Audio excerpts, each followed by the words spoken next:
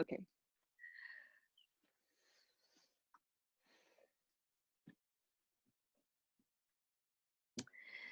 Good morning, Nadya. It's good to see you. I read the news Hi. today, oh boy. When I see what's happening around the world, I'm frightened not only for me, but for the world. And I wonder what my children and grandchildren feel with the news today. Well, my children have been quite forthcoming with their concerns and judgments of all that's going on, Malka. But more to the point, I don't yet have grandchildren, and I've long had grandma envy, as you know. But I've recently found myself thinking maybe it's right that my children remain childless. And that's a really frightening thought, which I know is born of my own despair about this future that I'm imagining. Well, as rabbis, we know that when we are face to face with the one who has made us, we'll be asked, did you keep hope for the future? And I understand your despair and I struggle with my own. And every morning I say, the dark night will end as an affirmation that I pray to believe. As growing elders, however, I feel that we're called to keep balance between the truth of the moment and serving as models of hope, keeping hope. So I asked you, my younger sage friend, how you're doing. Well, I think you've already begun to answer your own question. It begins with prayer and the awareness that we can't know all that will be. We only have access to a very tiny piece of the mystery.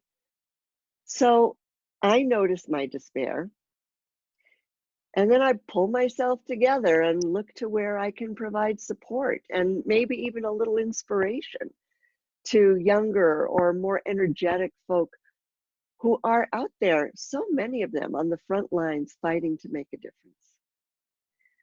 Well said. Thank you.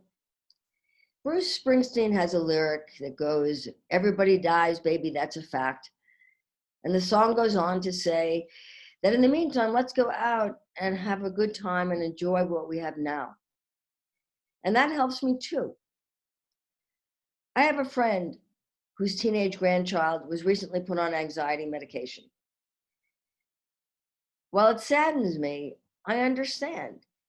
And maybe it does help to stay in the moment and enjoy all that we've had and what remains. And walking humbly in our despair is important. As you say, we only have a tiny piece of the puzzle. Well, you know, what's working for me most of the time is really in alignment with what you've said here, Malka. Gratitude for all that I have and for this beautiful world I inhabit. Of course, noticing the many ways that this beautiful world is eroding as a result of human hubris can get me down again. But I'm trying to live in the gratitude and the awe and remember how interconnected and interrelated we all are. And this then spurs me on to act and to speak out. One of our friends, you know, in the staging world is part of a network of elder activists. And some of my most inspiring friends in the East are marching in Washington every Friday with Jane Fonda. This is where I want to put my focus and energy to support these kinds of efforts and to share in the outrage that inspires change. The despair I mentioned at the beginning only gets a small amount of my time and attention. You have inspired me. Another important way to stay balanced is to talk as we're talking right now and talk about this in groups, not just from a political perspective, but from a deeper place, from the heart. Together we console and support one another, as you just have for me. I can't, but we can is a good slogan for now. I've begun a saging salon and at our meeting today, I'm going to suggest that as many of us as we can muster should take that trip to DC and support Jane's morally audacious and holy work. Oh, and one more thing. Yeah. One more thing, Nadya.